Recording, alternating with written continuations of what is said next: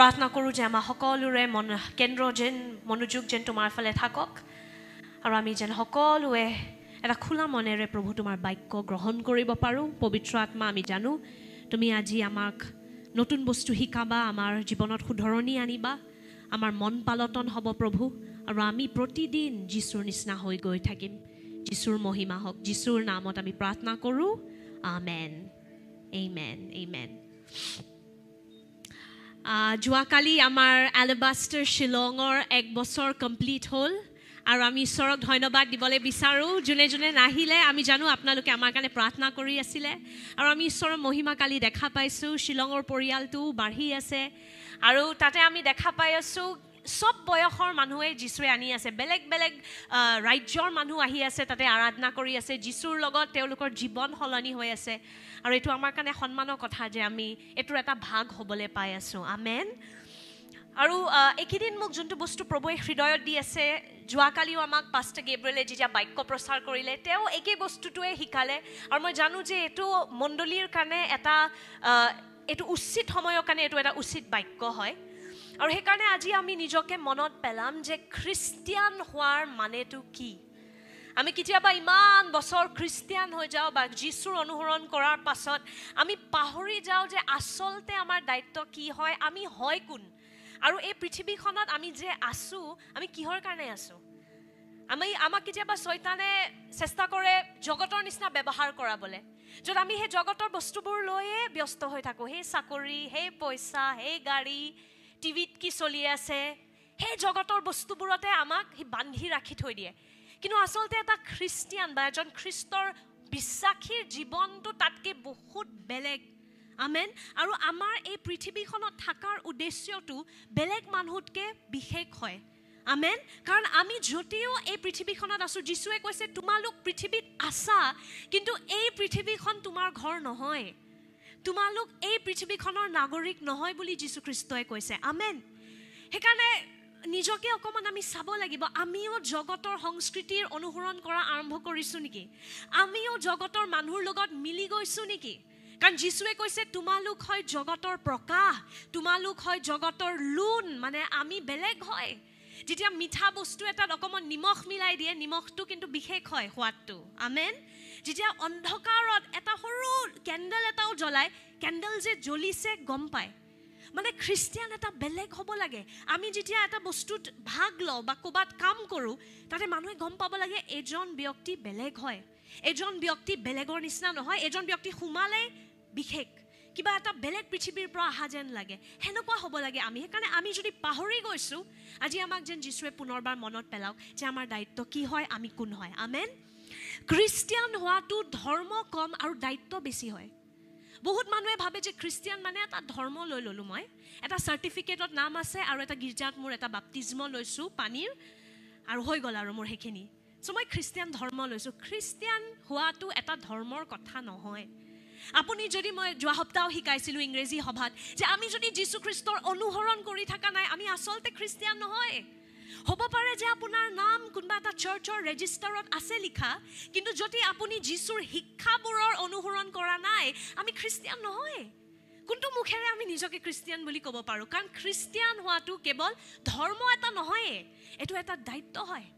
যেনেকৈ চিকিৎসক হোৱাটো আপুনি অহংকাৰেৰে ক'ব নোৱাৰে মই চিকিৎসক হয়, কিন্তু যেতিয়া বেমাৰী মানুহ এটা দেখে, আপুনি যদি তাক সুস্থ কৰিব নোৱাৰে, আপুনি কোনো নামেৰে চিকিৎসক নহয়। ঠিক সেই ধৰণকে যদি আমি কওঁ আমি খ্ৰীষ্টিয়ান, কিন্তু খ্ৰীষ্টিয়ান হোৱাৰ কটো নাই, আমি খ্ৰীষ্টিয়ান হোৱাৰ দায়িত্বটো সম্পূৰ্ণ কৰা নাই, আমি নিজকে খ্ৰীষ্টিয়ান বুলি ক'ব নোৱাৰোঁ। চ' মনত কৰিব, মোৰ লগত কওক, খ্ৰীষ্টিয়ান হোৱা ধৰ্ম নহয়, দায়িত্ব হয়।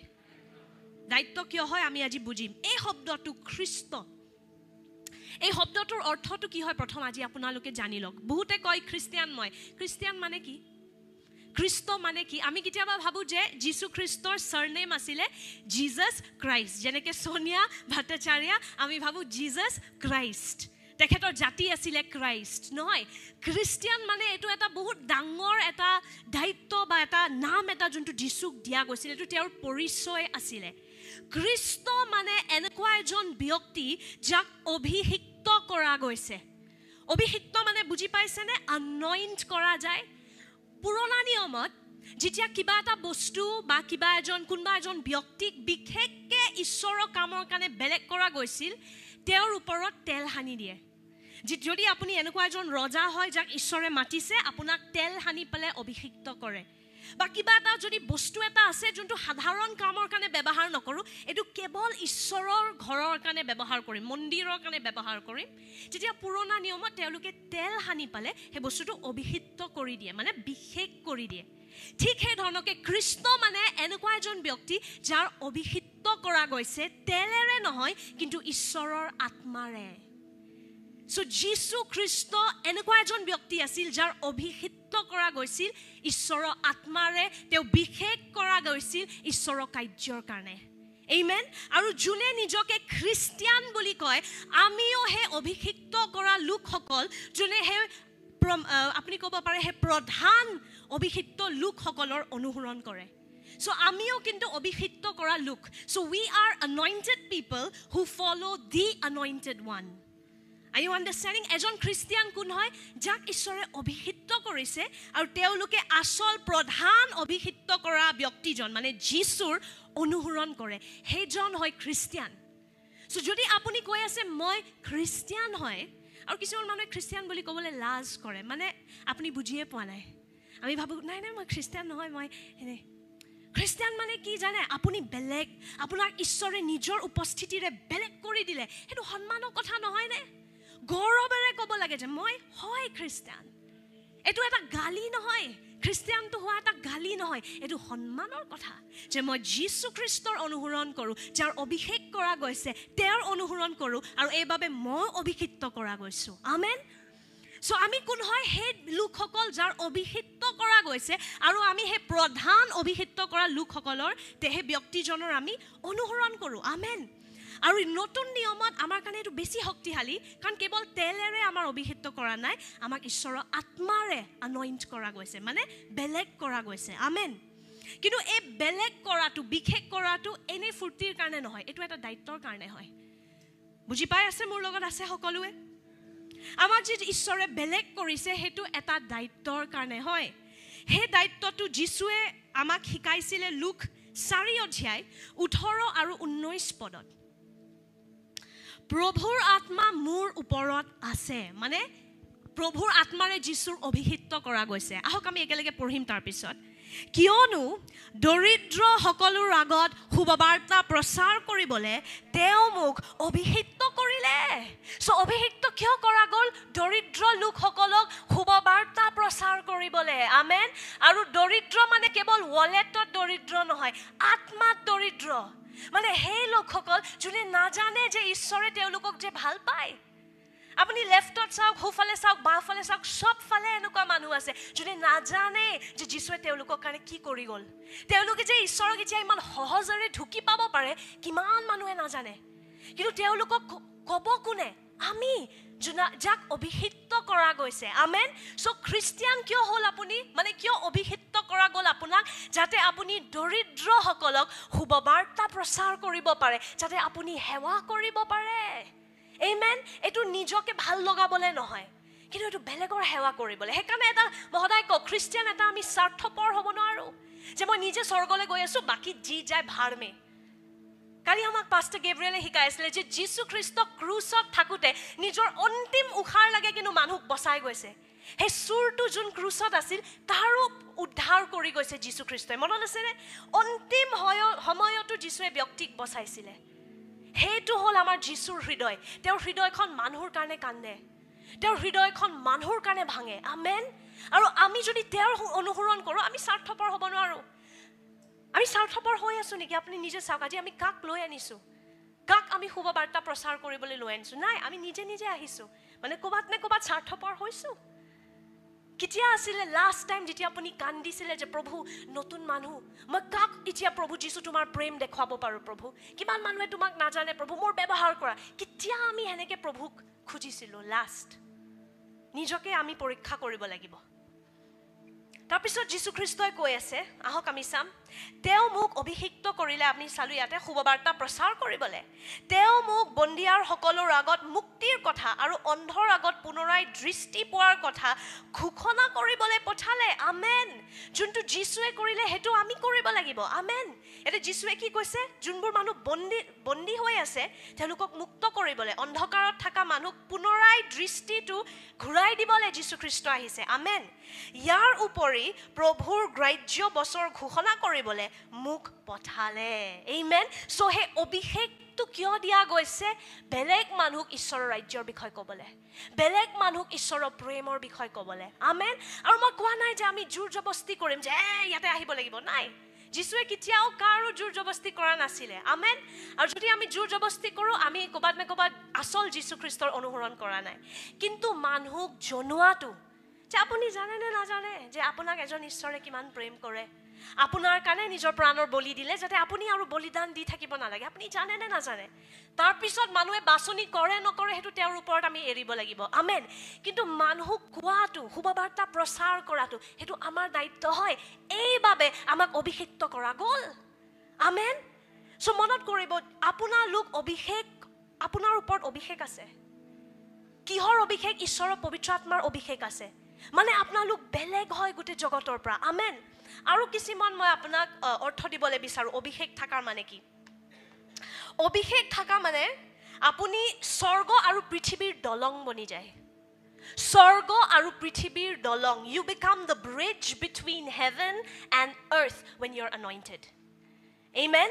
আমি এইটো ক'ত পাওঁ? আপুনি যদি মোৰ লগত আদি পুস্তক 28ত যায়, নিজে ঘৰত গৈ পঢ়িব। আদি পুস্তক 28, তাতে জাকুবে এনেকুৱা এটা স্থানত সি সপোন দেখে য'ত স্বৰ্গ তাৰ কাৰণে খুলি যায় আৰু সি স্বৰ্গদূতক দেখা পায়।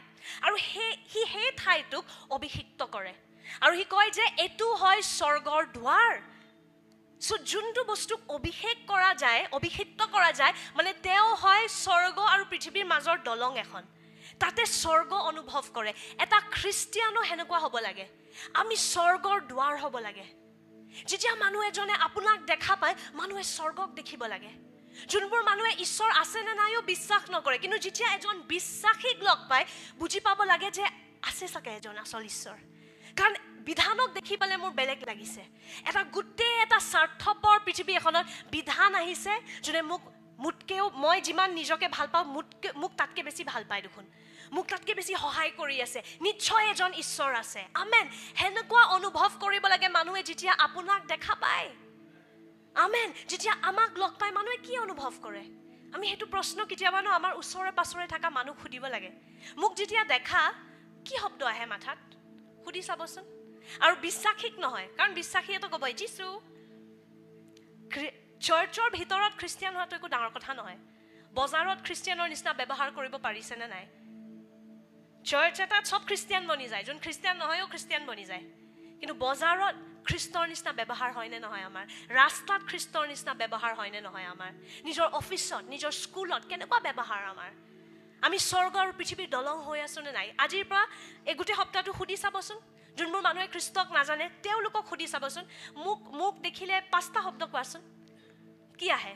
যদি তেওঁলোকে কয় ডাক্তৰ, পইচা, ষ্টাইল, অহংকাৰ আৰু গাড়ী, তাতে আপুনি গম পাব মানুহে আপোনাক দেখি কি দেখা পাই আছে। আৰু যেতিয়া প্ৰথমে কোনোবা এজনে আহি পেলাই আপোনাক কয় যীশু, খালি যীশুৱে আহে, আপোনাক ক'লে আৰু একো মাথাত বেলেগ নাহে, তেতিয়া আপুনি ক'ব পাৰে ধন্যবাদ যীশু যে মোক দেখিলে মানুহে খালি যীশু দেখা পায়। তেতিয়া আপুনি ক'ব পাৰে আপুনি সফল, ক'ৰবাত নে ক'ৰবাত সফল হৈছে আপুনি। কিন্তু যদি মানুহে কিবা বেলেগ বেলেগ শব্দ ব্যৱহাৰ কৰে, যীশুৰ যটো নাই, নিজকে আমি পৰীক্ষা ল'ব লাগে, আমি চাব লাগে। আমেন। চ' এজন বিশ্বাসী কোন হয়? অভিষেক কৰা সেই লোকসকল যোন স্বৰ্গ আৰু পৃথিৱীৰ দলং হয়। যেতিয়া মানুহে আপোনাক লগ পায় তেওঁলোকে চিন চমৎকাৰ অনুভৱ কৰিব লাগে, তেওঁলোকে শান্তি অনুভৱ কৰিব লাগে, প্ৰেম অনুভৱ কৰিব লাগে, স্বৰ্গৰ পৰিৱেশ অনুভৱ কৰিব লাগে। যেতিয়া এজন বিশ্বাসীক লগ পায়, আপুনি যেতিয়া এটা কলেজ এটাত সোমাই আহে গোটেই ক্লাছৰুমৰ পৰিৱেশ সলনি হৈ যাব লাগে। আমেন। সব মানুহ ডিপ্ৰেছ হৈ আছে, চবে আত্মহত্যাৰ কথা পাতি আছে, চবে ভাবি আছে এই পৃথিৱীখনত একো আশা নাই আৰু আমি যাওঁ। কিন্তু যেতিয়া এটা বিশ্বাসী সোমায় তাতে জীৱন সোমাব লাগে, কাৰণ জীৱিত ঈশ্বৰ আমাৰ ভিতৰত আছে। আমেন। চ' আমি যেতিয়া এটা ৰুম এটাত সোমাওঁ তাৰ যদি পৰিৱেশ সলনি হোৱা নাই, কিবা এটা গোলমাল হৈ আছে।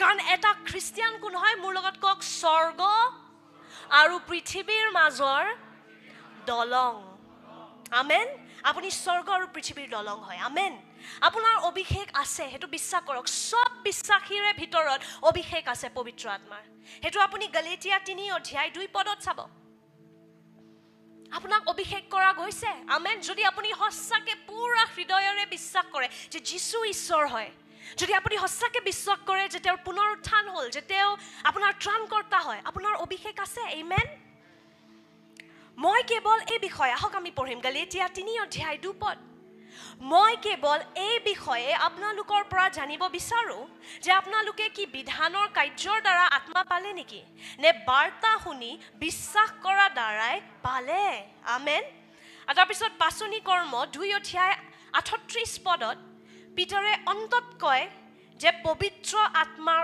উপহাৰটো গ্ৰহণ কৰক সেইটো বস্তু মই আপোনালোকক আগতেও শিকাইছো যে যেতিয়া আপুনি যীশুক বিশ্বাস কৰে আপুনি পবিত্ৰ আত্মাৰ উপহাৰটো পাইছে আমেন মানে আপোনাক অভিষেক কৰা গ'ল পবিত্ৰ আত্মাৰে আমেন কিন্তু হেতু এটা একো অহংকাৰ কৰা কথা নহয় হেতু এটা দায়িত্ব হৈ গ'ল এতিয়া মানে মই এতিয়া মোৰ অভিষেক কৰা গ'ল যাতে মই দৰিদ্ৰসকলক শুভবাৰ্তা প্ৰচাৰ কৰিব পাৰো যোনবোৰ মানুহ বন্ধনত আছে যাতে তেওঁৰ হিকলি ছিঙিব পাৰো যোনবোৰ মানুহে নিজৰ দৃষ্টি হেৰুৱাইছে তেওঁলোকৰ চকু মুকলি কৰিব পাৰো যোনবোৰ মানুহ অন্ধকাৰত আছে তেওঁলোকক যেন প্ৰকাশত আনিব পাৰো এইভাবে আমাক হে অভিষেকটো দিয়া গৈছে আমি অভিষেকটোলৈ কি কৰি আছো আমি হে অভিষেকটোলৈ নে সজাই থৈ দিছো নে হে অভিষেকটোৰ ব্যৱহাৰ কৰি আছো হেতু আমি নিজকে সুধিব লাগিব আৰু অভিষেক কৰা মানে কি আপুনি বিশেষ আপুনি বেলেগ আপুনি এতিয়া স্বৰ্গৰ মানুহৰ নিচিনা ব্যৱহাৰ নকৰে আপোনাক বেলেগ কৰি দিয়া গ'ল আৰু আপুনি এতিয়া ঈশ্বৰৰ কামৰ কাৰণে ব্যৱহাৰ কৰা গৈ আছে আমেন কিন্তু ইমান দুখৰ কথা যে কিছুমান খ্ৰীষ্টিয়ানক দেখিলে আমি গমে নাপাওঁ মই নিজৰ মণ্ডলীৰ কথাই কম বেলেগ মণ্ডলীৰ কথা কি কম আমাৰ নিজৰ মানুহবোৰকে কেতিয়াবা দেখিলে গম নাপায় যে আপুনি খ্ৰীষ্টিয়ান হয় চাৰ্চত বেলেগ মুখ আৰু বাহিৰত এটা সমাজত বেলেগ মুখ হেতু হ'ব নালাগে আমি যেনেকুৱা হয় আমি হেনেকুৱাই হ'ব লাগে আমেন আমি দুইমুখীয়া হ'ব নালাগে গীৰ্জাত আমি একদম হালেলুয়া পাষ্টৰ যীশু কিন্তু বাহিৰত ওলাই যোৱাৰ লগে লগে গমে নাপায় যে আপুনি যীশুৰ অনুসৰণ কৰি আছে যদি অভিষিক্ত কৰা গৈছে মানে আমি বিশেষ আৰু আমাক ঈশ্বৰে নিজৰ কাৰ্যৰ কাৰণে বাছনি কৰিছে আমেন খ্ৰীষ্টিয়ান এটা সমাজৰ লগত হেনেকে মিলিব নোৱাৰে আমাৰ ব্যৱহাৰ সমাজৰ মানুহৰ ব্যৱহাৰৰ নিচিনা মিলিব নোৱাৰে আমেন আমি বেলেগ হ'ব লাগে সো আমাৰ দায়িত্বটো কি হয় খ্ৰীষ্টিয়ানৰ ৰূপত সাক্ষী হ'বলে এইটো এটা দায়িত্ব যোনটো আপুনি বাছনি কৰিব নোৱাৰে মোৰ হ'ব মন নাই এইটো যীশু খ্ৰীষ্টই দিয়া দায়িত্ব হয় যে আমি সাক্ষী হ'ব লাগিব যীশুৰ সাক্ষী মানে কোন হয় আপোনালোকে জানে উইটনেছ সাক্ষী মানে হেজন ব্যক্তি যোনে এটা ঘটনা এটা দেখিছে অনুভৱ কৰিছে আৰু সেই ঘটনাটো সমভাগ কৰে কেৱল ঘটনা এটা দেখিলে আপুনি সাক্ষী হৈ নাযায় আপুনি সেই ঘটনাটো সমভাগ যেতিয়া কৰে তেতিয়া আপুনি সাক্ষী হয় আমেন আৰু যীশু খ্ৰীষ্টই কৈছিলে যে তোমালোক মোৰ সাক্ষী হ'বা বিশ্বাসী এটা এনেই ইয়াতে চাৰ্চত আহিবলৈ আমি ইয়াতে নাই আমি সাক্ষী হ'বলৈ আহিছো আমেন সাক্ষী মানে কি যে আমি গোটেই মানুহবোৰক কম যে এজন জীৱিত ঈশ্বৰ আছে আপুনি শুভবাৰ্তা জানেনে নাই যে এজন ঈশ্বৰ আছে যোনে আপোনাৰ কাৰণে প্ৰাণৰ বলিদান দিলে আপোনাৰ কাৰণে মৰিলে 3 দিন পাছত তেওঁৰ পুনৰুত্থান হ'ল কাৰণ তেওঁ আপোনাক প্ৰেম কৰে তেওঁ নিজৰ প্ৰাণ বলি দিলে যাতে আপুনি আজি জীয়াই থাকিব পাৰে আপুনি অনন্ত জীৱন পাব পাৰে আপুনি জানেনে নাই কিমান মানুহে কষ্ট কৰি আছে জানেনে ঈশ্বৰক ঢুকি পাবলৈ আমিতো জানো আমি জানো যে ঈশ্বৰে কষ্ট কৰিলে আমাক ঢুকি পাবলৈ যে আমি আৰু কষ্ট কৰিব নালাগে আমেন আমি আৰু ঈশ্বৰক ঢুকি পাব চেষ্টা নকৰো ঈশ্বৰ নিজে নামি আহিলে আমাক ঢুকি পাবলৈ আমি সেই শুভবাৰ্তাটো জানো আমি চুপ থাকিলে এটো অন্যায় হ'ব আমি নিজৰ অভিষেকটোৰ ব্যৱহাৰ কৰি থকা নাই আমেন যীশু খ্ৰীষ্টই পাচনি কৰ্ম 1 অধ্যায় 8 পদত কৈছে কিন্তু যেতিয়া তোমালোকৰ ওপৰত চাওক ইয়াতে 1 2 3 কিন্তু যেতিয়া তোমালোকৰ ওপৰত পবিত্ৰ আত্মা আহিব তেতিয়া তোমালোক আত্মাত শক্তিশালী হ'বা তেতিয়া তোমালোকে জেৰুজালেম আদি কৰি গোটেই জিহুদিয়া সমৰীয়া দেশত আৰু পৃথিৱীৰ সীমালৈকে মোৰ সাক্ষী হ'বা আমেন সো ইয়াতে যীশুৱে কি কৈছে তুমি সাক্ষী হ'বা কিন্তু সাক্ষী নিজৰ ক্ষমতাত আৰু নিজৰ টেলেণ্টত হ'ব নোৱাৰা সাক্ষী হ'বলৈ পবিত্ৰ আত্মাৰ শক্তি লাগিব সো আমি যদি সাক্ষী হ'বলৈ পাৰা নাই আমাৰ পবিত্ৰ আত্মাৰ শক্তিৰে আমি ভৰি থকা নাই এটা হল পবিত্ৰ আত্মা গ্ৰহণ কৰা এটা হল পবিত্ৰ আত্মাৰে একদম উপচিয়াই থাকা মানে একদম ভৰি আছে আপুনি দুটা বস্তু বহুত বেলেগ আৰম্ভণিত যেতিয়া পৰিত্ৰাণ পায় পবিত্ৰ আত্মা ভিতৰত আহি গ'ল, ঠিক আছে। কিন্তু তাৰপিছত মই আপোনাক এইটো শিকাইছোঁ, আপোনাৰ প্ৰাণ আছে, আপোনাৰ শৰীৰ আছে, যোনটো পবিত্ৰ আত্মাৰ মতে চলা নাই, নিজৰ মতে চলি থাকে।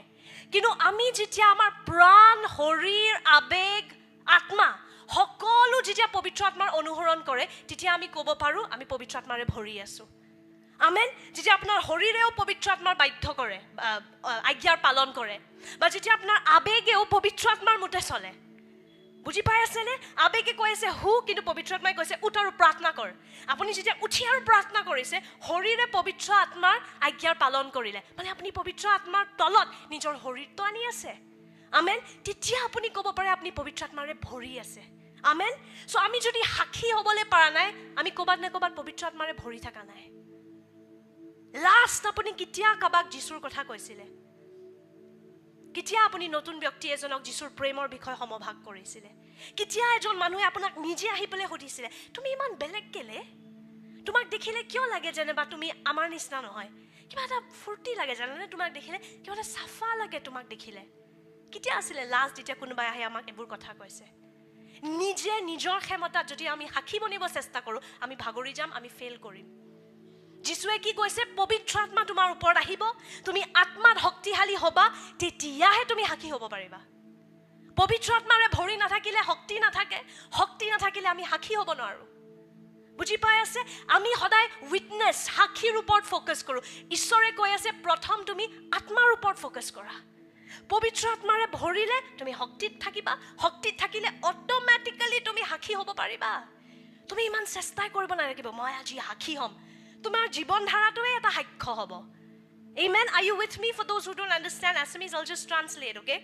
That we focus so much on witnessing, but the Lord is saying when you are filled with the Spirit, that's when you have power, and that's when you can be a witness. So the focus should be being filled with the Spirit. And when you're filled with the Holy Spirit, automatically you begin to testify of Him. You just being in a room, the way you talk, the way you live, the way you handle people, you become a witness. People know that you're somebody who's been with Jesus. আপুনি যদি বাক্য পঢ়ে নতুন নিয়মত, যেতিয়া শিষ্যবোৰক মানুহে দেখিছিলে ন, তেওঁলোকে দেখিয়ে গম পায় এইটো যীশুৰ লগত থকা মানুহ। তেওঁলোকৰ ব্যৱহাৰতে দেখিলে গম পায় এইজন ব্যক্তি যীশুৰ লগত থকা মানুহ। আমেন। আমাক দেখিলে গম পায় না নাপায়? You know, the disciples, the minute people saw them, people knew these are people who have been with Jesus. Do people realize that when they see us? মানুহবোৰে সেইটো অনুভৱ কৰে নে যেতিয়া আমাক দেখা পায়? আমি হয় না নহয় সেইবোৰ মানুহজনে যীশুৰ লগত সময় স্পেণ্ড কৰি আহিছে? আমেন। আৰু যেতিয়া আমি পবিত্ৰ আত্মাৰে ভৰি থাকোঁ, এটা অদ্ভুত ধৰণৰ আকৰ্ষণ এটা আহে। সেই 120টা পবিত্ৰ আত্মাৰে ভৰি গ'ল আৰু একদম কম সময়ত 120 3000 বনি গ'ল। কাৰণ এটা অদ্ভুত ধৰণৰ এটা আকৰ্ষণ আহিলে যে সেই ৰুমটোত কি হৈ আছে। কিছুমানে হাঁহিলে বাৰু, কিছুমানে যোনে জাগৰণ বুজি নাপায় তেওঁলোকে সদায় জাগৰণক হাঁহিব। যোন জাগৰণৰ ভাগ নহয় তেওঁলোকে সদায় জাগৰণক হাঁহিব। সেইটো কেটেগৰী মানুহ সদায় থাকিব। কিন্তু এনেকুৱাও মানুহ থাকিব যোন আকৰ্ষিত হ'ব যে কি হৈ আছে, এই মানুহজন কেনেকুৱা আগতে ড্ৰাগ এডিক্ট আছিল, কেনেকৈ আজি এনেকুৱাকৈ বহি আছে, মদাহী মানুহটো কেনেকৈ আজি এনেকৈ জীয়াই আছে। আৰু মানুহ আকৰ্ষিত হয় যেতিয়া আমি পবিত্ৰ আত্মাৰে ভৰি থাকোঁ, যোনটো 120টাৰ লগত হৈছিলে। 120ৰ পৰা একেদিনাত 3000। ৰহস্যটো কি? পবিত্ৰ আত্মাৰে ভৰি থাকা। পবিত্ৰ আত্মাৰে ভৰিলে শক্তি, শক্তি থাকিলে সাক্ষী। আমেন। কিন্তু ক'ৰবাত নে ক'ৰবাত আমি জগতৰ লগত আমি বেছি মিলি যাওঁ। ইয়াৰ পৰা ওলাই যোৱাৰ লগে লগে আমি আকৌ জগতৰ মানুহ হৈ যাওঁ। চ' যোনখিনি আমি ভৰিছিলোঁ আকৌ সেইখিনি ওলাই গৈ থাকে, আৰু সেইকাৰণে আমাৰ শক্তিহীন হৈ গৈ থাকোঁ আৰু সাক্ষী হ'ব নোৱাৰোঁ। সেইকাৰণে বাৰে বাৰে আপুনি পলুছৰ যদি আপুনি চিঠিবোৰ চাই, যোনটো সি টিমথিয়ক লিখিছিলে, পলুছে বাৰে বাৰে কৈছিলে টিমথি তোক যোনটো সত্য দিয়া গৈছে তাৰ সুৰক্ষা কৰ, তাৰ সুৰক্ষা কৰ। Paul would always tell Timothy, guard the truth that has been given to you. Guard the truth. Amen. আপুনি শক্তিশালী হ'ব বিচাৰিছে নে নাই? নে আপুনি জাষ্ট এনে আহিব, এনে চাৰ্চ আহিলোঁ, একে ধৰণকে ওলাই গ'লোঁ, একো সলনি নকৰাকৈ, নিজেও সলনি নোহোৱাকৈ এনে আৰু মৰি গ'লোঁ আৰু এদিন। সেনেকুৱা জীৱনটো কাৰো জীয়াব মন নাই, মই বিশ্বাস কৰোঁ। আমেন। চ' যদি শক্তিত খোজকাঢ়িব বিচাৰিছে, নিজৰ সেই সত্যটো সুৰক্ষা কৰিব লাগিব। সেই অভিষেকটো যোনটো আপোনাক দিয়া গৈছে তাৰ সুৰক্ষা কৰিব লাগিব। সেইটোক বঢ়াব লাগিব, কমিব দিব নালাগে। আমেন আৰু জগতে বহুত চেষ্টা কৰিব আপোনাৰ পৰা হে অভিষেকটো কাঢ়ি নিবলে আপোনাৰ মন ইফালে ইফালে লৈ যাবলে চাকৰিত মন ঢালিব সম্বন্ধত বাৰে বাৰে মন ঢালি থাকিব নিজৰ লুকছ নিজৰ কাপোৰ মই কোৱা নাই সেইবোৰ দৰকাৰী নহয় কিন্তু সঁচাকে নহয় সেইকাৰণে যিশুৱে নিজৰ শিষ্যক কৈছিলে যেতিয়া বাহিৰত প্ৰচাৰ কৰিব যাওঁ এইবোৰ বাদ দে একোৱে লৈ নাযাবি মানুহে তোক দিব ঈশ্বৰে তোক সহায় কৰিব আমেন কেতিয়াবা বিশেষকৈ আমাৰ পৃথিৱীত আমাৰ ইমান বস্তু আছে আমাক ডিষ্ট্ৰেক্ট কৰিবলৈ য'ত আমি অনন্ত কালৰ পৰা আমাৰ ফটকে মনটো আঁতৰি যায় আৰু আমি লগে লগে এই জগতত কি চলি আছে আৰু ইনষ্টাগ্ৰামটোতো আছে মই কম সঁচা কথাটোৱে ক'ব লাগিব হয়নে নহয় এইবোৰ বস্তু পলৰ টাইমত নাছিলে আমাৰ এতিয়া বেলেগ যুদ্ধ আছে আৰু সেইকাৰণে আমি বেলেগ ধৰণৰকে এই অভিষেকটোৰ সুৰক্ষা কৰি থাকিব লাগিব যদি আপুনি শক্তিত খোজকাঢ়িব বিচাৰে আমেন যদি আৰু এটা বস্তু মই কম পবিত্ৰ আত্মাৰে ভৰাটো এদিনৰ কাম নহয় এটা সাৰ্ভিস আহিলে ঠিকছে কপিলে কান্দিলে পবিত্ৰ আত্মাই আপোনাক ভৰি দিলে নাভাবিব হৈ গ'ল মোৰ তাতে এটো এটা জীৱন ধাৰা হয় য'ত আপুনি সেই অভিষেকটো বচাই ৰাখিব লাগিব যে নিজকে চেক কৰি থাকিব লাগিব আচ্ছা মোক কালি লাগে যিছু ভাবি আছিলো আজি দুখন মই বেলেগ কিবা ভাবি আছো মোৰ মনটো ক'ত গৈ আছে মনটো যিছুলে আনিব লাগিব নিজৰ হেলেকে পৰীক্ষা কৰি থাকিব লাগিব আমি ডেইলি আমেন পবিত্ৰ আত্মাৰে ভৰাটো এদিনৰ কাম নহয় এটো এটা জীৱন ধাৰা হয় ডেইলি যেতিয়া আমি নিৰ্ণয় লওঁ পবিত্ৰ আত্মাৰ মতে খোজকাঢ়িবলৈ আমি তেওঁৰ আত্মাতে ভৰি গৈ থাকো আমেন আজি মই বেলেগ গীৰ্জাতহে প্ৰচাৰ কৰা যেন পাইছো আমাৰ মণ্ডলী মানুহ যেন লাগা নাই আজি কাৰণ এটা আমেন নাই আজি এটা নাজানো কি হৈ আছে নাজানো মেবি হসাকে ভিতৰত গৈ আছে চাগে সেইকাৰণে চাগে আমেন কোৱা নাই হেতু যদি very good praise the lord পবিত্ৰ আত্মাৰে ভৰাটো এদিনৰ কাম নহয় হেতু এটা ক্ৰুছেডত আৰম্ভ হৈ যাব পাৰে যেতিয়া কোনোবা আহি পেলাই কোনোবা ঈশ্বৰৰ নবী বা ভাববাদী আমাৰ ওপৰত হাত দি প্ৰাৰ্থনা কৰে আমি ভৰি যাব পাৰো কিন্তু হেতু মেইনটেইন কৰি ৰাখাটো আমাৰ দায়িত্ব হয় কাৰণ ইয়াৰ পৰা ওলাই যোৱাৰ লগে লগে শয়তানে ঢেৰ বস্তু পঠিয়াব ঠাক হে তেলটো আপোনাৰ পৰা কাঢ়ি নিবলে হে যিশুৰ ওপৰত হে ধ্যানটো অতৰাবলে চাই ইয়াতে কি হৈ আছে তাতে কি হৈ আছে চেল দি আছে হে তেও তোৰ বিষয়ে এনেকে কৈ আছে বল আমি তাতে খাবলৈ যাওঁ যিশুৰ পৰা আঁতৰি গৈ থাকে আৰু যিমান যিশুৰ পৰা ধ্যান আঁতৰি গৈ থাকে শক্তি কমি গৈ থাকে সাক্ষী হ'ব নোৱাৰো কিন্তু আপুনি চাব যেতিয়া আপোনাৰ মন ধ্যানটো খালি যিশুৰ ওপৰত থাকে আপুনি বাছত বহি আছে আপুনি কেনেকে এভৰিডে অলৌকিক হৈ গৈ থাকে আমেন আপোনাৰ নিজে এইটো অনুভৱ হৈছে নে কিছুমান দিন আপুনি ইমান শক্তিশালী দিন দেখিছে আৰু হে একে ব্যক্তিজন 2-3 সপ্তাহৰ পাছত শক্তিহীন হৈ ফুৰি থাকে একো উদ্দেশ্য নাই সাধাৰণ জীৱন জীয়াই আছে কিয় ধ্যান আঁতৰি গ'ল মই দেখিছো নিজে দেখিছো এটা সিজনত কিছুমান মানুহ জ্বলি আছিলে ঠিকছে মানুহ যিশুৰ বিষয়ে কৈ আছিলে হে একে ব্যক্তিবোৰ কিছুমান মাহৰ পাছত আৰু মই কেতিয়াবা চাওঁ এজনে আছিলে নে যোন 2 মাহ আগতে এনেকে জ্বলি আছিলে কিয় কাৰণ তেলটো বচাই নাৰাখিলে তেলটোৰ সুৰক্ষা কৰা নাই সো মনত কৰিব এইটো এদিনৰ অনুভৱ নহয় নিজৰ ওচৰ চবৰীয়া কক এদিনত নহয় okay staying filled in the spirit for the sake of you guys for staying filled in the spirit is not a one day thing okay it doesn't happen in one crusade or in one conference yes when a man or woman of God ministers over you you are filled okay but you have to maintain that maintenance is up to you and Satan will throw so many things at you to try to dry you up. Are you understanding? When I say dry you up in the spirit, he'll try to dry you up by making you distracted. You have to protect what God has given you. I'm quoting what Paul said to Timothy. Protect the truth that has been given to you. নিজে নিজৰ পৰীক্ষা কৰক বেছি TV চালে মোৰ মন আঁতৰি যায় নেকি বেছি মোবাইল পিটিকিলে মোৰ মন আঁতৰি যায় নেকি কিছুমান ব্যক্তিৰ লগত কথা পাতিলেও আপুনি চাব অনন্ত কালৰ পৰা ধ্যান আঁতৰি যায় তেওঁলোকে খালি এই জগতৰ সমস্যাৰ কথা পাতি থাকে জানানে ইয়াতে কি হৈ আছে হেনেকুৱা মানুহৰ পৰা দূৰ থাকিব যোনবোৰ মানুহে অনন্ত কালৰ পৰা আপোনাৰ কেন্দ্ৰ অতৰাই দিয়ে বিকজ মনত কৰিব আমি বিশেষ হয় আমি বেলেগ হয় আমাক এটা বেলেগ কাৰ্য দিয়া গৈছে আৰু যোনটো জগতৰ বিষয়ে আপোনাৰ বেছি ধ্যান আছে ন আপুনি হেতু জগতৰ পৰিবেশটোহে আনিব পাৰিব আপুনি যদি এই পৃথিৱীখনক লৈ বেছি ব্যস্ত হৈ আছে আপুনি এই পৃথিৱীখনৰ পৰিবেশটোহে আনিব কিন্তু যদি আপুনি স্বৰ্গ লৈ পেলাই আপোনাৰ ধ্যান তাতে আছে আপুনি স্বৰ্গৰ পৰিবেশ আনিব whichever world you are more aware of that's the world you are going to radiate if you're too aware of this world you're going to radiate the tensions of this world but if you're aware of heaven you're aware of eternal realities, okay? You will bring that wherever you go. Amen? Sometimes it's okay to be a little out of date. কেতিয়াবা অকমান কি কয় outdated হোৱাটো বেয়া নহয় সব নিউজৰ লগত আপ টু ডেট হ'ব নালাগে যদি আপোনাৰ তেলটো টানি দিয়ে বাৰে বাৰে নিউজ চাই থাকিলে বাৰে বাৰে বেয়া খবৰ চালে বাৰে বাৰে কিছুমান কথা শুনি থাকিলে সেইবোৰ বস্তু বন্ধ কৰাটো বেয়া কথা নহয় নিজৰ সেই তেলটো বচাই ৰাখিব লাগিব ঈশ্বৰৰ প্ৰতি সেই ধ্যানটো আমি সুৰক্ষা কৰিব লাগিব আমেন